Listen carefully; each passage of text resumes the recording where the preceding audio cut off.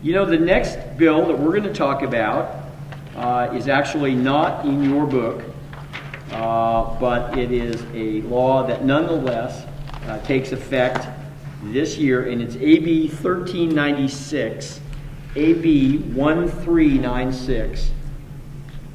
And this bill, AB 1396, was actually enacted in 2011, but it didn't take effect until January 1st of this year.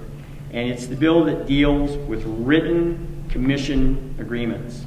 It says that any employee who is paid a commission in whole or part for their compensation, in order for that agreement to be lawful, the terms of the agreement must be in writing.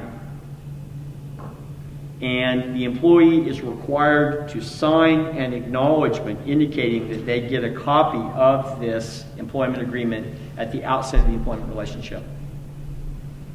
Doesn't apply to independent contractors, but if for any of you who have, if you are yourselves employed by your agencies, or if you have employees who are getting paid commission, there must be a written employment contract that sets forth the commission eligibility and other material terms related to the commission.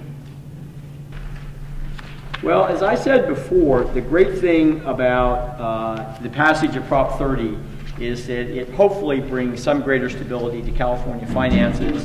And so the need to have all of these tax bills may mitigate. One of my favorite bills, which didn't pass, was AB 1006 on page 63.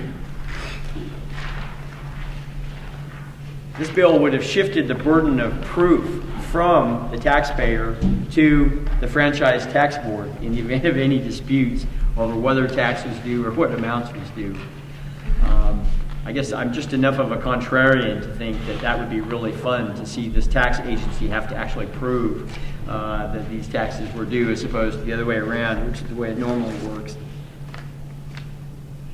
AB 1963 on page 64 was a bill that required an immense amount of work, not only on our part, but on many other parties' parts, that would have imposed a flat tax on all services, on all professional services. It would impose a flat 4% tax on all agents' commissions, all brokers' fees, etc.